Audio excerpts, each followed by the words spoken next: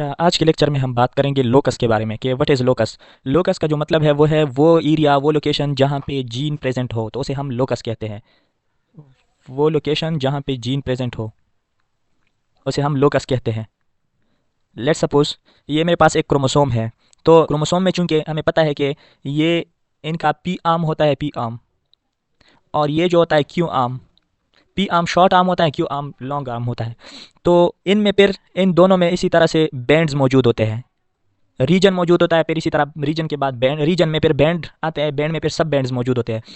तो हम अगर लोकेशन की बात करें, अगर ये एक जीन है BRCA1, ये रिस्पॉन्सिबल है डीएनए रिपेयरिंग के लिए। तो इनका जो साइटोजेनेटिक लोकेशन है वो ये है 17q21.3।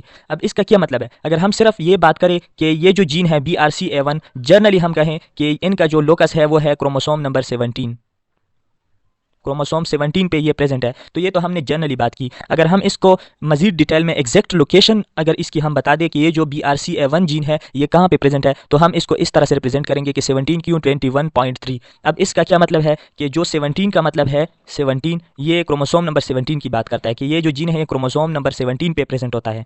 और जो क्यू है, क्यू का मतलब है जो क्यू आर्म होता है, क्यू आर्म पे प्रेजेंट है। इसी तरह से ये टू का क्या मतलब है? टू टू का मतलब है रीजन, टू रीजन पे प्रेजेंट होता है, क्योंकि यहाँ पे इसी तरह से रीजन होते हैं, रीजन में फिर बैंड्स होते हैं, ये रीजन है इसी तरह से। तो ये 2 नंबर, लेट सपोज ये 2 नंबर रीजन है, क्यों आर्म पे 2 नंबर रीजन, तो ये 2 नंबर रीजन पे प्रेजेंट है ये जो जीन है। फिर 1 का मतलब है कि 2 नंबर रीजन में जो नंबर 1 नंबर बैंड है, तो 1 का मतलब है कि 1 बैंड पे प्रेजेंट है, 1 बैंड पे ये जीन प्रेजेंट है। तो 3 का क्या मतलब है? फिर इसी ही बैंड्स में जो बैंड होते हैं इनमें सब बैंड्स होते हैं, सब बैंड। तो ये जो 1 नंबर बैंड है इनमें जो 3 नंबर सब बैंड है वहाँ पे ये जो BRCA1 जीन है वो प्रेजेंट है। तो लोकस वो एरिया, वो लोकेशन जहाँ पे जीन प्रेजेंट हो तो उसे हम लोकस कहते हैं। तो अगर हम इस जीन की बात करें BRCA1 जनरली, तो हम कह सकते हैं कि क्रोमोसोम नंबर 17 पे प्रेजेंट है। लेकिन अगर हम साइटोजेनेटिक की बात करें, एग्जैक्ट लोकेशन अगर हम इसकी मालूम करना चाहें, तो फिर हम इसको इसी तरह से रिप्रेजेंट करते हैं। और दूसरी बात लोकस के बारे में, चूंकि हमें पता है कि जो जीन होते हैं, जीन जो होते हैं ये, सॉरी, जीन जो होते हैं ये पेयर फॉर्म में मौजूद होते हैं, जीन पेयर फॉर्म में मौजूद होते हैं। इसी तरह से क्रोमोसोम भी पेयर फॉर्म में मौजूद होता है, ये फादर की तरफ से, लेट सपोज ये क्रोमोसोम है, ये मदर की तरफ से। तो ये जो जीन होते हैं ये पेयर फॉर्म में मौजूद होता है। लेट सपोज यहाँ पे एक जीन है हाइट के लिए, हाइट के लिए रिस्पॉन्सिबल है, तो इसका जो कॉपी है, कॉपी जीन, क्योंकि दो वर्जन में मौजूद होते हैं जिसे हम एलील कहते हैं, तो यहाँ पे जो जीन होगा, जो पेयरिंग क्रोमोसोम है, वहाँ पे जो इनकी कॉपी कॉपी जीन है तो वो भी हाइट के लिए रिस्पॉन्सिबल होगा। इन दोनों का जो लोकेशन होगा, इन दोनों का जो लोकेशन होगा वो सेम होगा, दोनों का लोकेशन सेम होगा। जिस तरह मैंने पहले बात की कि लेट सपोज ये दोनों क्रोमोसोम, मिसाल के तौर पे ये क्रोमोसोम नंबर 17 पे प्रेजेंट है, सॉरी क्रोमोसोम नंबर 15 पे लेट सपोज ये दोनों प्रेजेंट है। तो क्रोमोसोम नंबर 15 के पी आर्म पे प्रेजेंट है, पी आर्म। तो ये भी पी आर्म पे प्रेजेंट होगा, ये भी पी आर्म पे प्रेजेंट होगा। अगर रीजन की बात करें तो लेट सपोज ये रीजन 5 रीजन पे प्रेजेंट है, तो ये दोनों 5 रीजन पे प्रेजेंट होगा। एक ये इस क्रोमोसोम पे भी जीन 5 रीजन पे प्रेजेंट होगा, यहाँ पे भी उसी जगह पे प्रेजेंट होगा। इसी तरह बैंड भी सेम होगा और सब बैंड भी सेम होगा। तो लोकेशन का लोकस का मतलब है कि जीन जहाँ पे लोकेट करता हो तो उसे हम लोकस कहते हैं। तो ये सारी थी लोकस के बारे में। इसी तरह से एक दो और टर्मिनोलॉजीज हैं जो कि काफ़ी इंपॉर्टेंट है। एक है डोमिनेंट ट्रेट, डोमिनेंट, और दूसरा है रिसेसिव। डोमिनेंट और रिसेसिव ट्रेट का क्या मतलब है? डोमिनेंट वो ट्रेट होता है जो हर एक जनरेशन में, हर एक जनरेशन में अपने आप को एक्सप्रेस करता हो, एवरी जनरेशन में अपने आप को एक्सप्रेस कर सकता है, तो वो ट्रेट कहलाता है डोमिनेंट। ये जो डोमिनेंट ट्रेट है ये जनरेशन को स्किप नहीं करता, ये जनरेशन को स्किप नहीं करता, हर एक जनरेशन में इनकी एक्सप्रेशन हो जाती है। लेकिन अगर रिसेसिव ट्रेट की बात करें, रिसेसिव ट्रेट जनरेशन को स्किप कर सकता है, ये हर एक जनरेशन में एक्सप्रेशन इसकी नहीं होती, तो ये जनरेशन स्किप करता है। तो ये जो रिसेसिव ट्रेट है, not expressed in every generation, तो ये हर एक जनरेशन में ये एक्सप्रेस नहीं होता। जिस तरह अगर हम देखें कि जो मेंडल ने एक्सपेरिमेंट किया था, मेंडल ने, कि टाल प्लांट्स जो थे, टाल, उसको क्रॉस किया था शॉर्ट से, तो इनकी जो रिजल्ट में F1 जनरेशन में हमें रिजल्ट देखने को मिला था, तो सारे प्लांट जो थे वो टाल थे। टाल प्लांट थे, तो इसका मतलब ये हुआ कि ये जो ट्रेट है ये डोमिनेंट था, इस वजह से इस ये यहाँ पे एक्सप्रेस हो गया। तो ये जो शॉर्ट प्लांट थे ये रिसेसिव फॉर्म में मौजूद थे, इनकी एक्सप्रेशन F1 जनरेशन में नहीं हुई। फिर किया क्या कि मेंडल ने दोबारा ये जो F1 जनरेशन था इसको सेल्फ क्रॉस किया। तो जो F2 जनरेशन में हमने रिजल्ट देख लिया, F2 जनरेशन में तो वहाँ पे हमें ये रेशो देखने को मिला, ये रेशो 3:1। अब इसका क्या मतलब था? ये मतलब ये था कि जो 3 है ये डोमिनेंट रेट है, 3 डोमिनेंट रेट है, ये जो 1 है ये रिसेसिव है।